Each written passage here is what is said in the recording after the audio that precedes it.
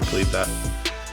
Let's scoot ahead to the third and final NWSL Wednesday night, midweek, after dark action.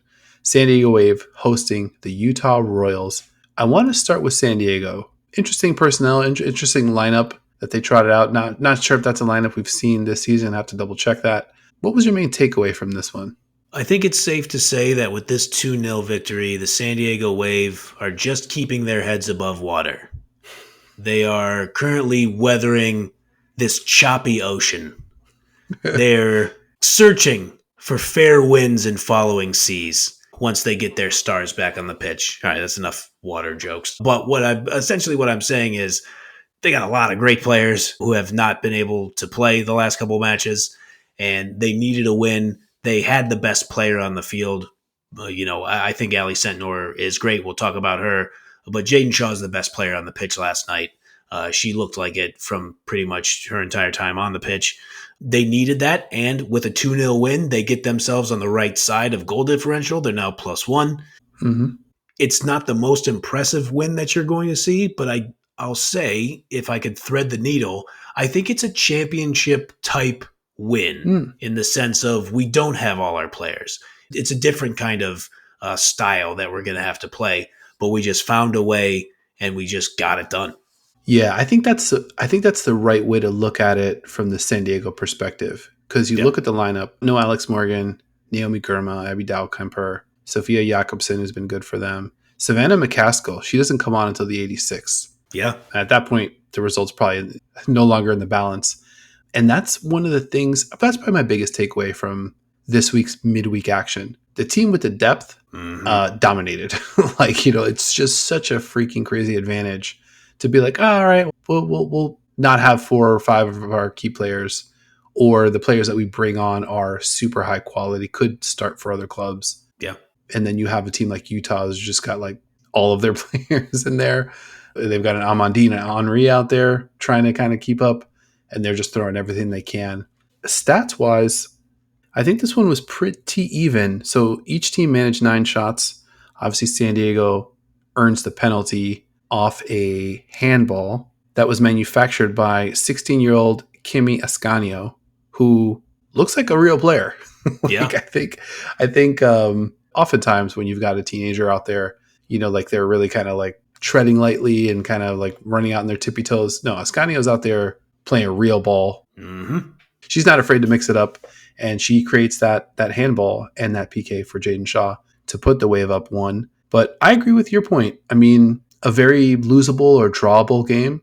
Yeah. Even though they're at home, it's a short week, wonky results happen. But credit to San Diego. They take care of business and take all 3 points. You raise a great point about Ascanio, because you think about a young player like that, and like we talk about Lily Johannes over at Ajax, where it's just like you're on a roster with a bunch of dogs out there. Yeah. So what choice do you have than to go out and play confident and play strong? Like, you are on an elite team. You're on the Shield winners. And so, like, you're not going to go out there and tiptoe around. I love the way you put that, because there's no way she sees the field if she doesn't play with that kind of confidence, because she wouldn't be able to show it in training. And you hit on this too. I think you're 100% right. You look at Utah on the other side. I understand they had a club before and the club is returning, but there wasn't a franchise there. There wasn't a club for a couple years. So they just don't have like a pedigree. They don't have like an infrastructure almost of like, okay, this is the way we play. Now, I don't want to bang on them too much, because they can hang their hat on Ali Sentnor. They have a foundational player, and some expansion franchises, it takes them a while to even get that. So I think if you're Utah, I don't think you should be totally down about this. It's just, these are the breaks in your first year in a league. In most cases, like obviously you have like the Las Vegas Knights in hockey, or like, we talked about Bay FC looks super dangerous this year. It's going to happen every once in a while. But most of the time, if you are an expansion team, I'm going to break out another great sports cliche. Sometimes you have to learn how to win. Mm-hmm. And I just think it looks like it's going to be that kind of year for Utah. Yeah, I agree with that. I actually really like how they play. Yeah. I think they're aggressive. I mentioned they were even on shots against the Wave. Each team managed 9. Utah just kind of didn't have the quality to kind of finish. But I think Moynihan looked, pretty Mm-hmm. dangerous. She had that one cross into Pogarch that Mm. she put onto the bar, that could have easily, made this a completely different match. Oh yeah. Sentnor had a cross in that got kind of fumbled, I think, by Betfort, but just a beautiful ball across. I continue to think that they're going to be dangerous. I Yeah. think they're kind of missing some of the quality, like that last action. But I have a little bit of a wild prediction here. Maybe not so wild, but I'd love to put my predicting hat on. Let's go.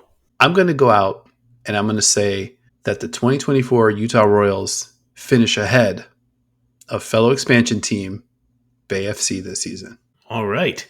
They're 2 points behind them right now and four behind them in goal differential. I like that they're four behind them in goal differential and they've only scored 5 goals. And Bay FC has scored 13 goals this season. Scoring, not the problem for Bay FC. Turns out stopping the other team has been a bit of an issue. I like it. I know only two points separate them. I think that's a pretty juicy prediction there, my man. I like your spirit. Houston and Utah, two teams sitting at the absolute bottom of the table. They've stolen your heart a little bit, and I respect that. Utah specifically, and maybe this kind of comes from Amy Rodriguez, they just have a little bit of a nasty streak, which I like. Like they just feel like they deserve to be out there. They feel like they deserve to be up a goal on everybody, like no matter how they're playing. Yeah. I don't know. I like their play. Houston's a little bit, I think you called them aimless, or maybe their attack aimless. Yeah. They've got to get some stuff sorted out. I think Utah, though, once they develop some chemistry, I think they're going to be able to put some results together. I still think they're probably outside of the playoff mix. Sure. But I don't know. I just like it. I think, NBA, obviously I'm a Miami Heat guy, Heat culture. Of course. You already know what time it is. I think the Royals have a little bit of that, and Sentnor also is a little bit of a dog too. For sure. She is happy to kind of split a double team. She'll kind of like nudge you out of the, she's not tiptoeing either. She's going. She's a gunner. Yep. Lori Lindsay actually mentioned something on the telecast where she's like, well, this Utah team really kind of needs a leader. Ali Sentnor, she's still a rookie, a young player. It kind of was like overlooking this potential. But I actually think the leader is going to be Sentnor. In the way that she plays, her skill level. I think if this team adopts her personality, that's nothing but good. And then again, another shout out to the legend Lori Lindsay. Slow start. She didn't drop her first touch tight till the 21st minute, but totally cooking after that. Triple L, Lori Lindsay, the legend. Shout out to you. We're always watching. We're always taking notes here in the ITC. Absolutely. I love that idea as Sentnor as the leader. I mentioned, when we first started talking about this match that Jaedyn Shaw is the best player on the field. Probably not if you ask Ali Sentnor. I think that Sentnor steps on the field and goes, no, I'm probably the best player out here. History be damned. Shaw's USWNT accolades be damned. I don't think Sentnor believes that for a second. I think that she immediately walks on there and goes, no, I'll win the game. Everybody follow me. And I love that. You bring up Heat culture. I'll allude to it again. You could be an expansion franchise and not have that kind of player. Mm-hmm. And those are sad times, Bubba. So for the Utah Royals supporters, you got one. So show up, cheer them on. And I think that she's going to develop. And now if she becomes your best player, your culture setter, your captain, now we're really talking about something like building a foundation around her. Yeah, it kind of reminds me, if you fast forward maybe a couple of years, you could kind of see like a Chicago Red Stars parallel with Mel Swanson, and like kind of how she's like sort of like the focal point and a little bit of the emotional focal point as well. I love that. One-person offense when needed. I think Sentnor could absolutely be that kind of difference maker. She's just awesome. I mean, I'm like I'll say Utah's pulled ahead of old Houston in the emotional power rankings for your boy. So I will be locked in this weekend on the Royals. Again, real quick though, you mentioned who you thought was the best player in the field, Jaedyn Shaw. That pass to Doniak for the goal, I tried to do the math on it. It was roughly 30 yards, not counting the diagonal nature of it. So first she makes the interception, just a quick turn and just a slicing pass, dissects two defenders, Doniak doesn't even have to get a touch on it. She's just able to just run right onto it right as she enters the box. A one-timer that it's just easy as pie. Jaedyn Shaw continues to be just a phenomenal player, like as high of an upside as you can imagine for a player that young. For sure. Cool as you like from Doniak. Really like the finish from her. Mm-hmm. But she had a responsibility to do that because Yeah. the pass was so great. It's like when, you juke somebody out of their shoes in basketball. Like, you just got to make the shot. Or Got like to knock it down. LeBron throws you the perfect pass in the corner. You're like, okay, knock this down because that was too beautiful. So Shaw looks like a world beater. We're going to see her heavily in the Olympics, as we should.